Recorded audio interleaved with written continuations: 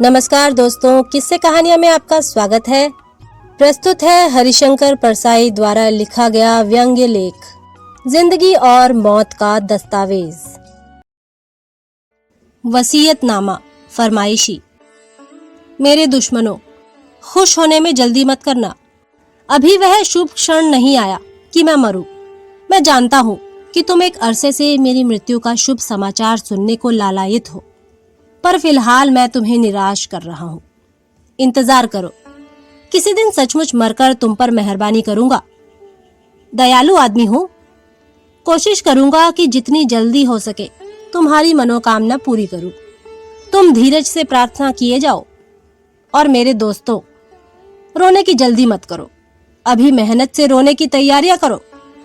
जब मैं सचमुच प्राण त्याग करूंगा तब इस बात की आशंका है कि झूठे रोने वाले सच्चे रोने वालों से बाजी मार ले जाएंगे। तुम अभी से प्रभावकारी ढंग से रोने का अभ्यास करो। एक योजना बनाकर रोने का रिहर्सल करो। जब तुम कह दोगे कि तुम्हारी तैयारी पूरी है, तब मैं फौरन मर जाऊंगा। अभी तो यारो दुनिया छोड़ने का अपना कतई इरादा नहीं है। और फिर कबीर ने कहा है, जग मरी है हम ना मरब। तो फिर मैं यूं ही ख्वामखा क्यों मर रहा हूँ? असल में मैं जीने के लिए मर रहा हूँ। संपादक चाहते हैं कि मैं मरूं, तो मर रहा हूं। मेरे इस बयान के पत्रिका मुझे पैसे देगी। उन पैसों से कुछ समय जिंदा रहूंगा। संपादकों की बात मैंने कभी नहीं टाली। वे कहें कि रो दो तो मैं रो पड़ूंगा। वे कहें कि नंगे हो जाओ तो नंगा हो जाऊंगा। साहित्य में नंगेपन का पेमेंट अच्छा होता है। संपादकों ने कभी कहा था, इमरजेंसी है तो डरो। मैं डरा। फिर कहा, इमरजेंसी की तारीफ में लिखो। मैंने लिखा, ईमान से लिखा। इमरजेंसी उठी तो कहा, इमरजेंसी के खिलाफ लिखो। मैंने इमरजेंसी के खिलाफ भी लिखा, ईमान से लिखा। साथ ही घोषणा भी की कि मैं एकमात्र बहादुर बुद्धिजीवी हूं, बाकी सब कायर है। शेर कोई दूसरा मारे, उसकी दुम मैं काट लेता हूं। यानी मैं प्रतिनिधि बुद्धिजीवी हूं। बुद्धिजीवी वह होता है जो किसी सत्ता या दाता के हरम की रक्षा करे। राजाओं नवाबों के हरम की रक्षा करने वाले पौरुषहीन खोजा होते थे, तभी वे ठीक रक्षा करते थे। पर जब उनकी ड्यूटी खत्म होती थी तब वे तलवार घुमाकर बताते थे कि मैं वीर हूं। मैंने भी सत्ता और दाता के दो हरमों की तब रक्षा की थी, और अब दूसरी सत्ता और दाता के हरमों की रक्षा कर रहा हूं। फुर्सत में तलवार घुमाकर बहादुर बन जाता हूं। मैं प्रतिनिधि बुद्धिजीवी हूं, तो मर रहा हूं। शगल के लिए ही सही, कुछ रूमानी होने को जी चाहता है, मगर हटाओ, नहीं होते रूमानी। गाड़ियां लेट चल रही हैं, खाक हो जाएंगे हम उनको खबर होने तक। तो क्या करूं? राम का नाम लूं, ईश्वर को याद करूं? मैं निरीश्वरवादी रहा। आखिरी वक्त क्या खाक मुसलमान होंगे? पर मुझे डर लगता है कि कहीं सचमुच कोई ईश्वर हुआ तो मेरी बड़ी दुर्गति करेगा। पर मुझ में साहस नहीं है। वाल्तेयर में था। उसने जीवन भर ईसाइयत के पाखंड पर हमला किया। मर रहा था तो पादरी आए। वाल्तेयर ने पूछा, क्यों आए? पादरी बोले, तुम्हारी आत्मा की शांति के लिए। वाल्तेयर ने कहा, पर तुम्हें किसने भेजा?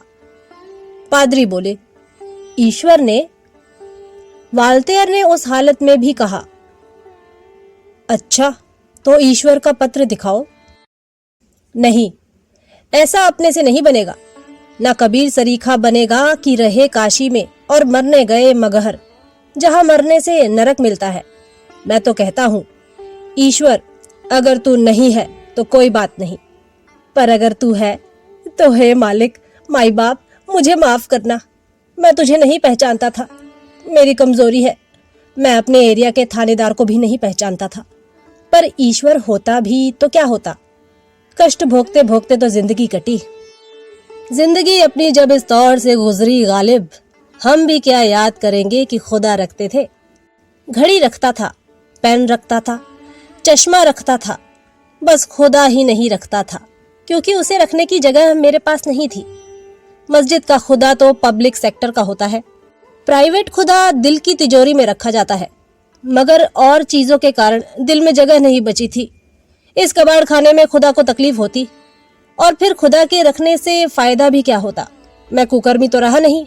बहरहाल मेरी मौत के बारे में पक्का कर लिया जाए। मेरी जिंदगी में कई चीजें होते होते रह गई। मेरी शादी 2 बार होते होते रह गई। एक बार पुलिस थानेदार होते होते रह गया। एक बार शहीद होते होते रह गया। एक बार अखबार ने मेरा फोटो शहीदों में छाप दिया था। बात ना खुलती तो अभी ताम्रपत्र व पेंशन लेता। 2 बार मैं डूबते डूबते रह गया। एक बार रेलगाड़ी के नीचे आते आते बचा। एक बार कॉलेज का प्रिंसिपल होते होते रह गया। हो सकता है इस बार मरते मरते रह जाऊं। कहा जाता है कि चीते की जब तक खाल ना उतार लो तब तक यह ना मानो कि वह मर गया। ऐसा ही मेरा हाल है। डॉक्टर से 3-4 बार जांच करवाई जाए। हो सकता है डॉक्टर सीने पर मेरे दिल की धड़कन देखें, मगर मेरा दिल तब तक टांगों में पहुंच गया हो। कुछ ठिकाना नहीं है। खूब जांच की जाए। एक परीक्षा यह भी की जाए। कोई कहे, परसाई जी रॉयल्टी का चेक आया है। अगर मैं एकदम उठकर ना बैठ जाऊं तो समझा जाए कि पक्का मर गया। फिर भी पक्का करने के लिए मेरी नाक पर 100 का नोट रखा जाए। अगर तब भी ना उठूं तो पक्का मर गया। इसके बाद शोक प्रदर्शन शुरू हो सकता है। इतना बाहर के लिफाफे में रहेगा। मौत पक्की होने पर भीतर का लिफाफा खोला जाए जिसमें यह होगा, मैं हरिशंकर परसाई पूरे होशो हवास में यह लिख रहा हूं। मैं लेखक माना जाता रहा हूं, पर मैं लेखक अपनी इच्छा से नहीं, मजबूरी से बना। मैं सरकारी नौकरी में था। मेरा तबादला एक छोटी जगह हो गया। तब तक मैंने कुछ लिखकर छपा लिया था और मैं अपने को बड़ा लेखक मानने लगा था। मैंने सोचा, बड़ा लेखक छोटी जगह क्यों जाए, वह बड़ी जगह में रहेगा। मैंने इस्तीफा दे दिया। इस्तीफा नहीं देता तो मेरे कर्म ऐसे थे कि डिसमिस होता। अब क्या बचा, नौकरी गई। कुछ करने को नहीं रहा तो लेखक हो गया। ओ हेनरी गबन में जेल गया था। जेल ने उसे लेखक बना दिया, बेकारी ने मुझे। मैं और कुछ करने को ना होने के कारण लिखने का काम करने लगा। दूसरा कारण था रोजी रोटी कमाना। कुछ वर्षों में साहित्य के और मेरे साथ एक दुर्घटना घटी। मैं लेखक मान लिया गया। यह लेखकपन जो मेरे सिर पर लाद दिया गया एक बोझ बन गया। मैं इसे ढोने को मजबूर था। मैं कुछ और तो बना नहीं था, केवल लेखक बना था। तो जो बना दिया गया उसे निभाना एक मजबूरी हो गई। दूसरी घटना हुई। मुझे व्यंग लेखक माना जाने लगा और कहा जाने लगा कि मैं हिंदी में व्यंग के अभाव को दूर कर रहा हूं। मैंने मूर्खतावश इसे भी गंभीरता से ले लिया। तीसरी दुर्घटना यह हुई, कहा जाने लगा कि मैं सामाजिक चेतना संपन्न लेखक हूं। मैंने इसे भी मान लिया। देखिए, एक भोले भाले आदमी की जिंदगी किस तरह बर्बाद की जाती है। मुझ में पुलिस के संस्कार और प्रकृति थी ही। सामाजिक चेतना संपन्न लेखक कहा जाने लगा तो मैं साहित्य में थानेदार हो गया। सोचने लगा, समाज को मैं ही सुधारूंगा। मैं कानून और व्यवस्था स्थापित करूंगा। गुंडा तत्वों को उखाड़ फेंकूंगा। अब गुंडों से निपटने के लिए पुलिस वाले को खुद बड़ा गुंडा होना पड़ता है, तो आगे चलकर मैं साहित्य में निरा गुंडा रह गया। मुझे ज्ञानियों ने लगातार सलाह दी कि कुछ शाश्वत लिखो, ऐसा लिखो जो अमर रहे। ऐसी सलाह देने वाले कभी के मर गए। मैं जिंदा हूं, क्योंकि जो मैं आज लिखता हूं कल मर जाता है। लेखकों को मेरी सलाह है कि ऐसा सोचकर कभी मत लिखो कि मैं शाश्वत लिख रहा हूं। शाश्वत लिखने वाले तुरंत मृत्यु को प्राप्त होते हैं। अपना लिखा जो रोज मरता देखते हैं वही अमर होते हैं। जो अपने युग के प्रति ईमानदार नहीं है वह अनंत काल के प्रति क्या ईमानदार होगा। मैंने एक गलती और की। साहित्य को सीढ़ी मानना चाहिए, मैंने उसे छज्जा मान लिया और जिंदगी भर सीढ़ी पर बैठा बैठा छज्जों को देखता रहा। लोग मेरे सामने ही साहित्य की सीढ़ी से चढ़कर छज्जों पर जा बैठे। कोई बड़ा अफसर हो गया, कोई बड़ा संपादक, कोई विदेश विभाग में, कोई सांस्कृतिक सलाहकार, कई प्रकाशक हो गए। उन्होंने साहित्य की सीढ़ी से छलांग लगाई और छज्जे पर जा बैठे। मैं सीढ़ी पर बैठा रहा। मेरे अगल बगल से लोग सीढ़ी चढ़ते जाते रहे, ऊंचे और ऊंचे। मैंने व्यंग्य लिखा, पर वह जरा कठिन हो गया। मुझे हंसोड़ मस्खरा जोकर होना था, तब अधिक सफल होता। मेरे सामने ही लोग यश लूटते रहे और पैसा भी। वे हास्य रस से भी नहीं, हास्यास्पद रस के लोग थे। एक हास्य रस के कवि थे। उनकी कविता में कुत्ता शब्द आ जाता तो वे भौंक पड़ते और लोग खूब हंसते। उन्हें बहुत पैसे मिलते। पर मैं तो इस ऐंठ में रहा कि समाज के तल में जाकर परीक्षण करूंगा और समाज परिवर्तन के लेख लिखूंगा। मैं साहित्य में आर्य समाजी हो गया। इससे अच्छा होता मैं केवल कॉमिक लिखता और करता। अच्छा लिखने की मेरी प्रबल इच्छा थी, पर अब वह धरी रह गई। मैंने कई बार बड़ा और श्रेष्ठ उपन्यास लिखने की कोशिश की। इसके दो कारण थे। एक तो उपन्यास लिखे बिना कोई पक्का लेखक नहीं बन सकता। दूसरे, उपन्यास पकौड़े की तरह बिकता है, खूब पैसे मिलते हैं। लोकप्रिय उपन्यास के फॉर्मूले होते हैं। एक ही स्त्री को कभी नर्स, कभी शिक्षिका, कभी क्लर्क, कभी टेलीफोन ऑपरेटर बना दो। 2-4 रोचक उपन्यास हो गए। विवाहित पुरुष दूसरी स्त्री से प्रेम करता है, मगर पत्नी और समाज बाधक है। ऐसे में पत्नी से बलिदान करा दो, सारे पुरुष खुश। बढ़िया उपन्यास। स्त्री परपुरुष से प्रेम करती है, बाधक पति और समाज है। ऐसे में पति से बलिदान करा दो, सारी स्त्रियां खुश। फर्स्ट क्लास उपन्यास। ऐसे वाक्य हो, प्रिय, मैं निशा के प्रति तुम्हारी लगन को जानती हूँ। तुम्हारे पवित्र प्रेम में मैं बाधक नहीं बनूंगी। मैं आत्महत्या कर लेती हूँ।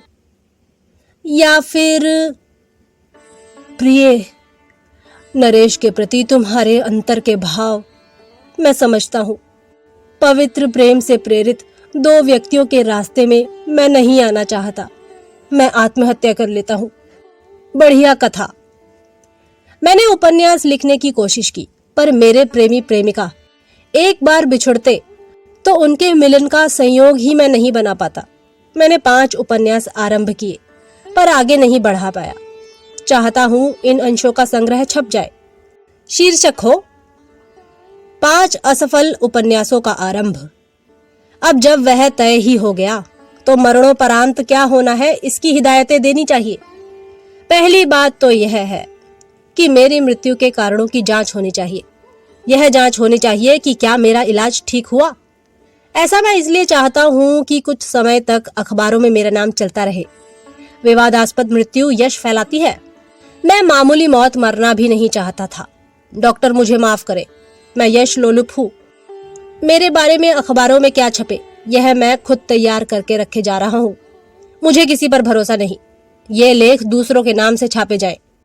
अपने कई फोटोग्राफ मैंने रख छोड़े हैं, ये छापे जाए। मेरी शोक सभा शानदार हो। बैंक में मेरा कुछ रुपया जमा है। इस पैसे से शोक सभा का प्रबंध करना चाहिए। हो सका तो मैं कुछ देर छुट्टी लेकर अपनी शोक सभा देखने आऊंगा। अगर कुछ कमी हुई तो आयोजकों के सिरों पर भूत बनकर चढ़ जाऊंगा। मित्रों से मेरा यह आग्रह है कि जैसे जीवन में उन्होंने मेरा साथ दिया, वैसे ही मौत के बाद दे। मेरा यह मतलब नहीं है कि वे भी जल्दी ही मेरे पास आ जाएं। वे जिए। मित्रों ने मुझे बहुत बर्दाश्त किया, बहुत सहा, बहुत माफ किया। ऐसे मित्र दुर्लभ हैं, पर वे अब मेरे यश को स्थायी बनाने के लिए जो बन सके करें। मेरे बारे में संस्मरण लिखें जिनमें मेरी कमजोरियों का जिक्र ना करें। मुझे एक साधु या महामानव बना दें। मेरी हैसियत होती तो मैं जीवन काल में ही अपना अभिनंदन ग्रंथ छपवाकर किसी बड़े आदमी के कर कमलों से ले लेता। साहित्य में मेरे बुजुर्गों ने ऐसा किया है कि अपना अभिनंदन ग्रंथ खुद तैयार करके ग्रहण कर लिया। मैं पैसे से मारा गया, पर मेरे मित्र अब मेरा स्मृति ग्रंथ जरूर निकाले।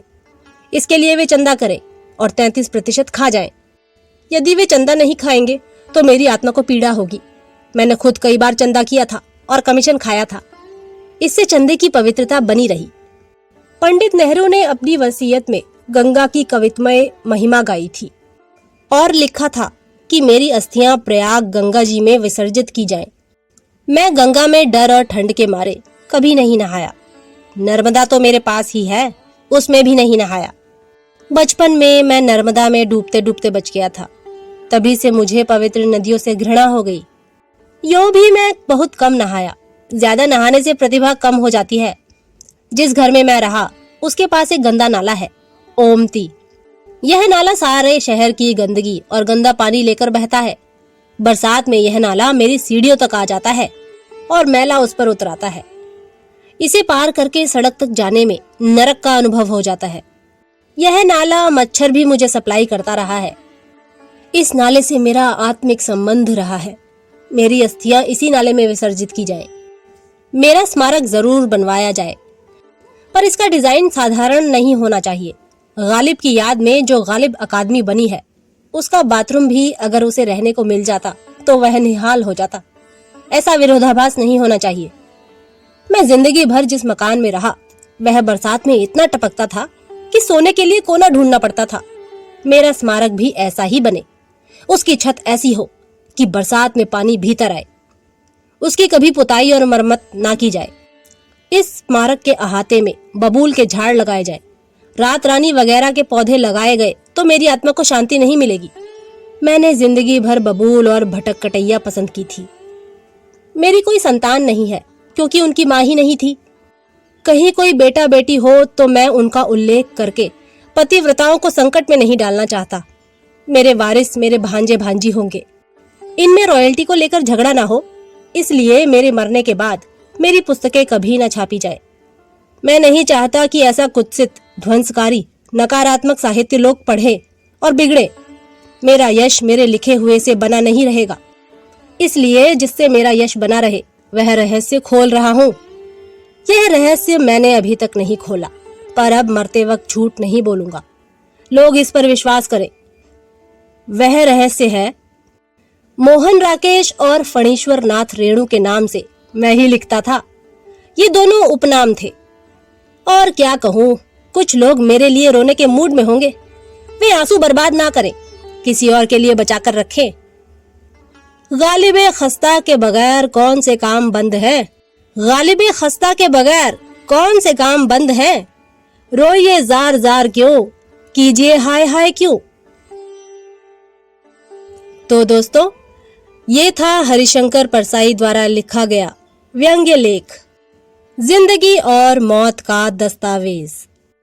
अगली बार फिर किसी नई कहानी, किस्से या लेख के साथ मुलाकात होगी। तब तक के लिए नमस्कार।